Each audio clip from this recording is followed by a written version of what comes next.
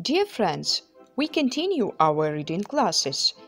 Today we would like to read an extract from the children's book The 21 Balloons by an American writer and illustrator of the 20th century, William P. Bois. This novel is about a retired school teacher, Mr. Sherman, whose ill-fated balloon trip leads him to discover Krakatoa, an island full of great wealth and fantastic inventions. We hope you'll enjoy this story. The seventh day, ladies and gentlemen, was catastrophic. I shall never forget the seventh day of this voyage of mine for as long as I live.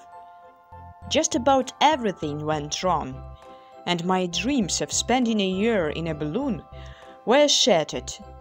The first thing I noticed on the morning of that fateful day was a small speck far off on the horizon, which couldn't possibly be anything else but land.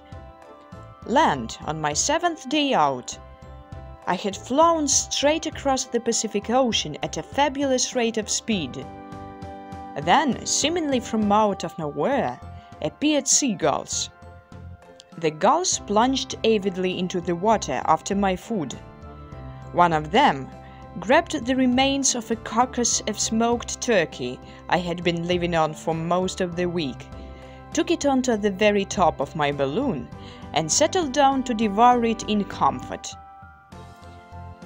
On this seventh day of my trip, which was supposed to last a year, I found myself with a hole in my balloon the size of a seagull. I was heartbroken.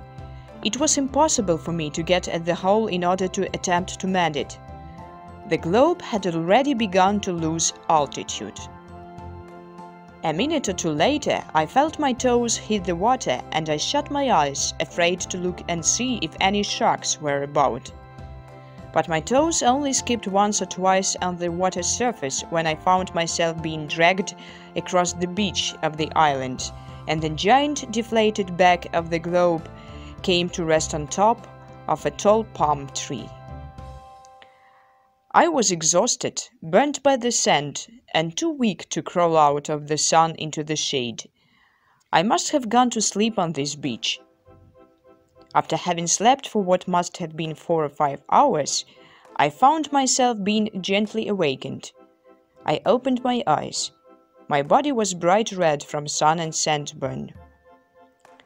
I looked up at what I thought was a man kneeling over me, shaking my shoulder and saying in perfect English, "Wake up, man. You've got to get some things on and get out of the sun. Wake up, wake up." As I sat up, he stood up. He was handing me some clothes, and he was dressed in a most unusual manner. This man wasn't a native and didn't suggest an explorer or a traveler. He looked like an overdressed aristocrat, sort of a misplaced boulevardier, lost on this seemingly desolate volcanic island. "Am I dead?" I asked. "Is this heaven?" "No, my good man," he answered. "This isn't heaven. This is the Pacific island of Krakatoa." When we were about 100 yards from the foot of the mountain, we stopped and sat on a bench. I took the opportunity to introduce myself. "My name is Professor William Waterman Sherman," I said, extending my hand. He shook hands with me and said, "I am Mr. F." "Mr. F. what?" I asked. "Simply Mr. F," he said. "I shall have to explain about that later. The reason I suggested that we sit down on this bench is that we are quite close to the mountain. When the mountain starts rumbling, you will feel the whole island move violently beneath you. It will take you some time to get what we call mountain legs. I'm just warning you of this phenomenon so that you won't be scared. The land is roughest near the mountain." As if this explanation had been a cue for the mountain to perform, we had no sooner left the bench and continued on than we had a noise like muffled thunder coming seemingly from underfoot.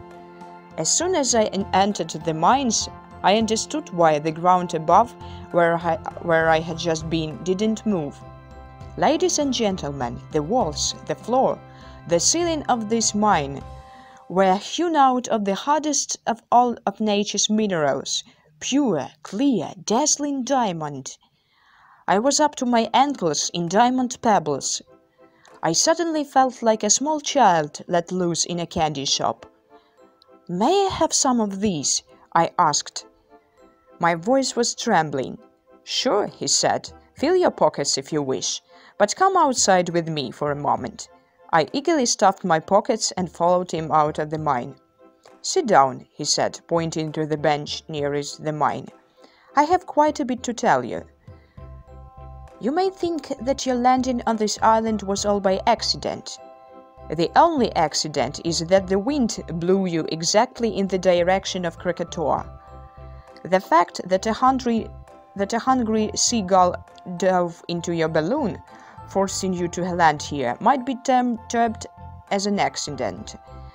But if that hadn't happened, I would have made several holes in your balloon with this pistol.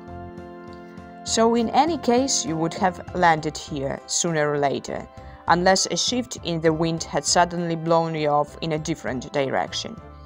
If you had flown over Krakatoa, you would have been the first outsider ever to do so. You would have seen that there are houses on the island. You would have seen our buildings, parks, and playgrounds. You would have told the rest of the world that there are people on Krakatoa. We wouldn't have liked that at all. You have seen our diamond mines. That is, you have seen one of them. There are many other unexplored plots of ground around the base of the mountain where the earth doesn't ever move. Do you understand now why you will have to remain our permanent guest?" "I do indeed," I assured him.